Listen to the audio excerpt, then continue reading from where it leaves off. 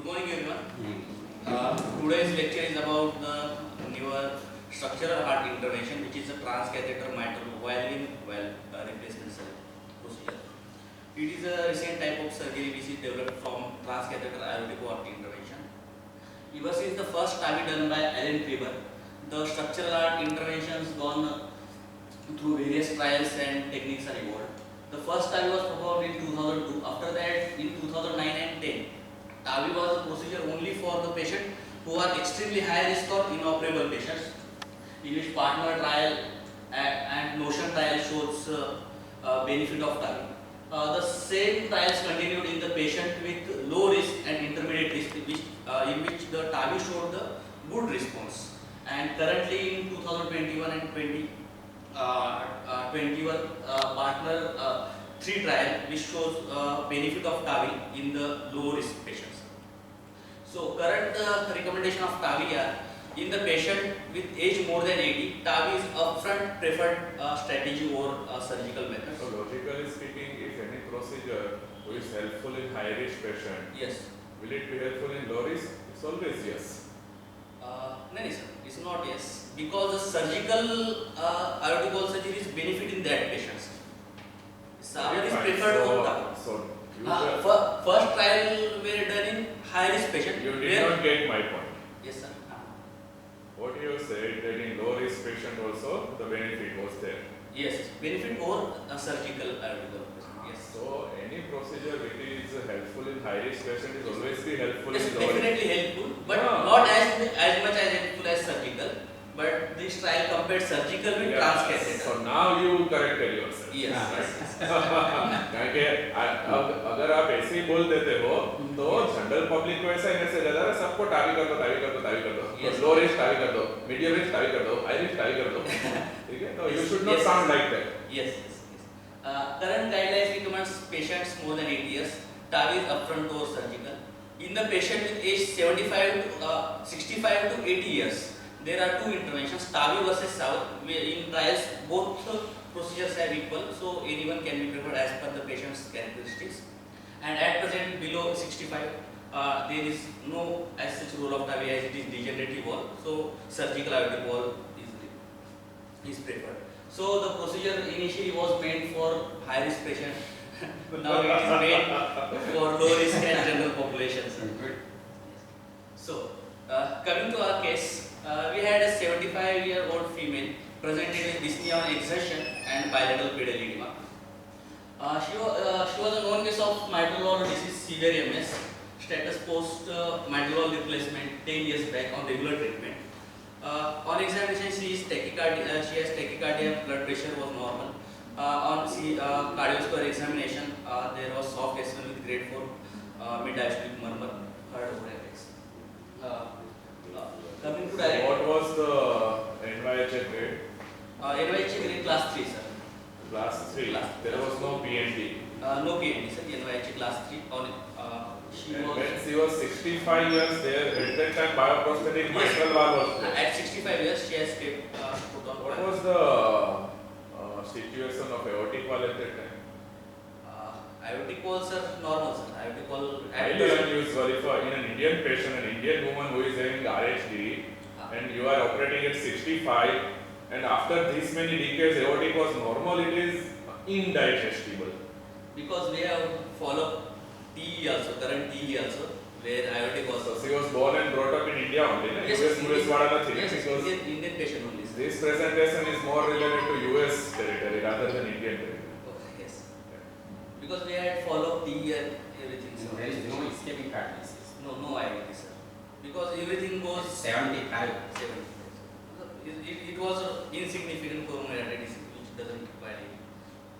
So, coming by the history, first diagnosis was definitely the. There was not even calcified aortic valve because of age.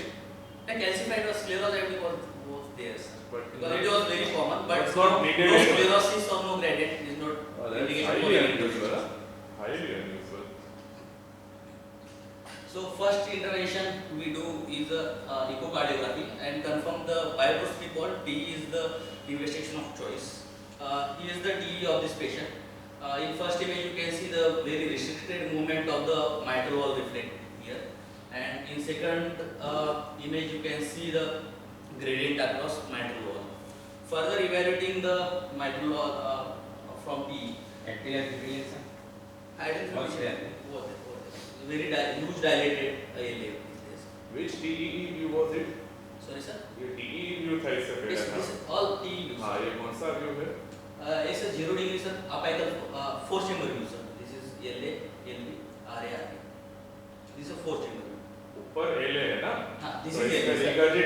regurgitant flow बाजू वाली when में नीचे जा रहा है। नहीं sir. This is a gradient, sir. करो वो वीडियो करो। Yes.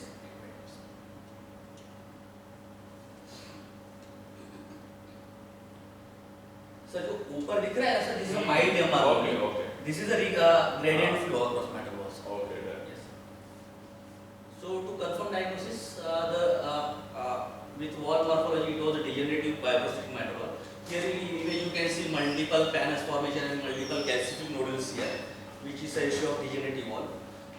Coming to the gradient across mitral valve was 12 by 12, 22 by 12, which was severe stenosis, and the mitral valve area by planimetry was 0.573 centimeter square, which was severe mitral stenosis.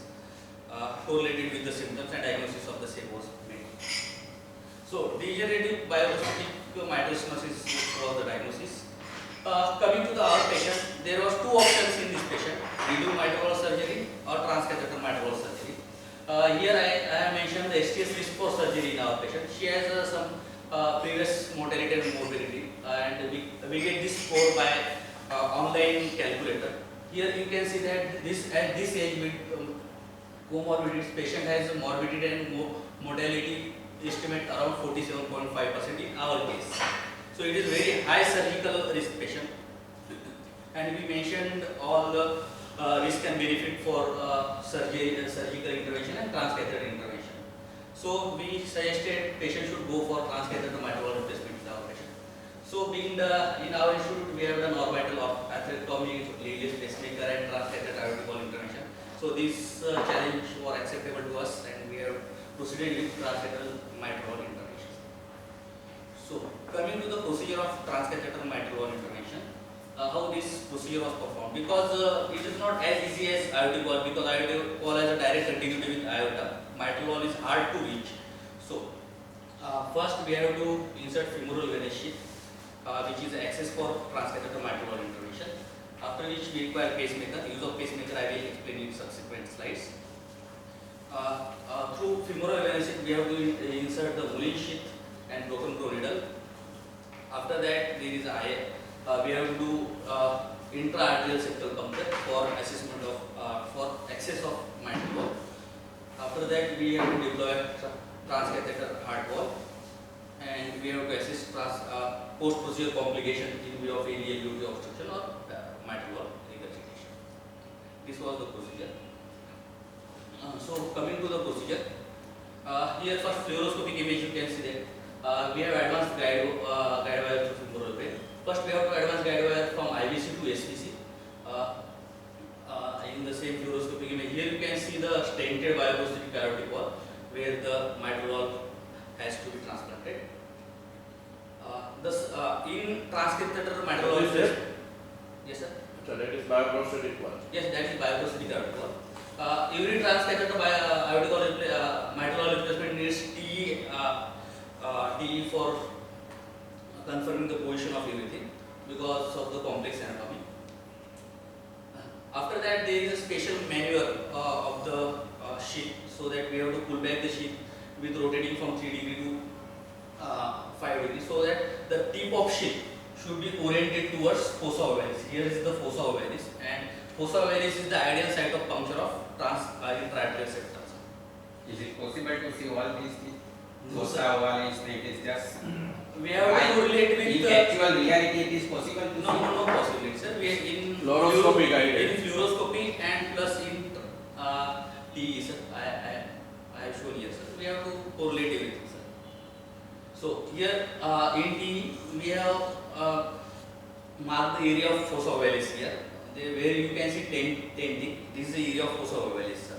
and at that site we have to puncture the intra-arterial septum. Specific about septal puncture is it is done through broken bow needle. It consists of needle, diameter and sheath. The broken bow needle is the curved needle. The benefit of curved needle is once it punctures the intra-arterial septum, it get curved and don't damage the further left atrium and everything. So after transseptal puncture, here in the image you can see the septal is being punctured. The wire is advanced into next pulmonary vein, and after that the sheath is advanced over wire and rest broken bow needle and Williams catheter was withdrawn. So here we have accessed the left atrium in this patient for further accessibility to mitral valve. Here you can see that the sheath is advanced in left atrium. After the contrast, here you can see the contrast staining, which is the roof of left atrium, which confirm the position of sheath in left atrium. Here you can see the contrast in left atrium. So after the entry of sheath in left atrium, we have to put spiral guide wire into LV. The benefit of spiral guide wire is its pre-shaped curve design. It supports stability and it has a flexible and soft tip. And it is curved. It doesn't damage the LV endocardial wall. It is safe for the patient and it has smooth and low friction surface. So here you can see the from transseptal puncture, we have inserted the safari guide wire into LV across the transcatheter mitral valve. And the same findings to be confirmed with transesophageal echocardiography. Here you can see the safari guide wire across the mitral valve. So after that, we have to dilate the intra-arterial septum as the delivery system is quite broad. It's around 22 to 24 French. So we have to dilate the intra-arterial septum. Here you can see the dilation of intra-arterial septum with the mammoth over the wire balloon catheter. Here it is the balloon and we have been dilating the intra-arterial septum. So coming to the wall which we used in this procedure, it was a myval transcatheter heart wall. It is a bioprosthetic wall which can be used in both aortic and mitral valve position. The wall is crumpled over the delivery system and the delivery system consists of navigator and the myval THP. Here you can see the delivery system. It is consists of cobalt alloy frame with high radial strength and the porcine pericardial effects are there, the bioprosthetic heart wall. So coming to the THP delivery system, there is a 14 French Python catheter introduction. The specific thing about to mention about this delivery system is it is an expandable ship. Although it is 14 French Python ship, it can accommodate the 22 French delivery system because it is a self-expandable ship. And after the insertion of the delivery system, it contracts its original position. It's a benefit for this sheath is made up of content. I don't know, sir. with some rubber at least. Yes, I think. But Yeah. rubber should be very high strength rubber. Some Yes. modification of rubber. Yes. Because the very large 22 French access to arterial side is a very risky thing because it is used. So coming to the implantation of transcatheter mitral valve. Here you can see the transcatheter mitral valve across the intra-arterial transseptal crossing of the wall. Same findings flow is confirmed with transesophageal echocardiography. Here you can see the transcatheter wall and the wall is being deployed across the mitral valve. So we have to position the wall across the mitral valve. Benefit of this stented wall is the middle dot of the, there are 3 dots over the wall. One is at the annular level, one is at left ventricular level, one is at left atrial level. The middle dot should be at the level of the annulus, and same finding is to be confirmed with the. This is the proper positioning of the mitral valve. And after the positioning, we have to inflate the wall. Specific thing to consider while inflating the wall is rapid pacing is necessary, due to which there is reduction in cardiac output in order to allow the precise wall positioning and deployment and prevent the wall embolization. That is the use of pacemaker we have kept during the procedure. Here you can see the inflating wall, transcatheter mitral valve. What was the original prosthetic valve? Which type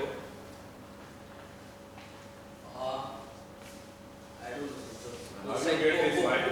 Porcine stented valve, yes. Okay, so how you get that size of my valve, that this particular size is to be put? So we have to assess for TAVI coronary protocols.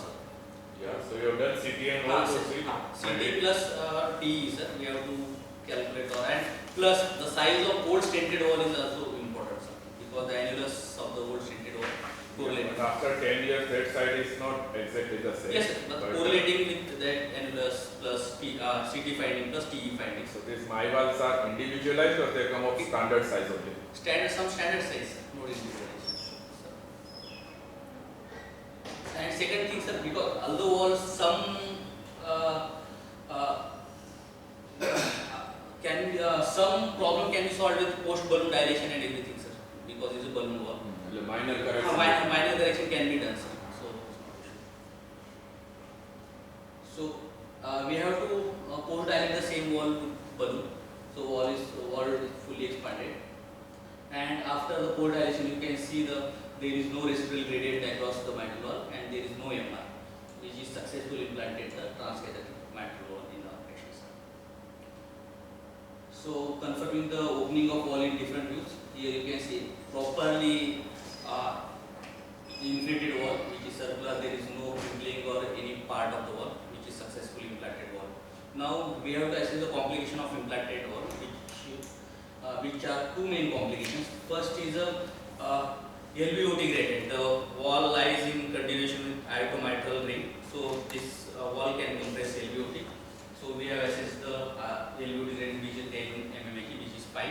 There is no complication. Second complication we have to see is mitral wall regurgitation due to the improper sizing of the wall. Here you can see the and gradient of wall. It is only 6 mmHg was gradient across mitral wall, which is normal, and there is no significant MR. તમે picture બતાવ્યું છે તો બહુ different છે. Yes, sir. Which is the MR grade here? MR rate is upward, sir. Upward. So upward માં 6 millimeter નું છે. No, sir. Main is we have to see the gradient across. It is 6 mmHg. The downward gradient is the mitral stenotic gradient. So stenotic gradient. So MR નું નહીં. And second thing is we have to see upward gradient for mitral regurgitation. એ કયો છે આમાં તમે લખ્યો છે? ये तो सर mitral gradient है सर, यहाँ पे जो मैंने लिखा है. MR, how will you see that MR is severe or not? By color, I have not added the color image. Color show.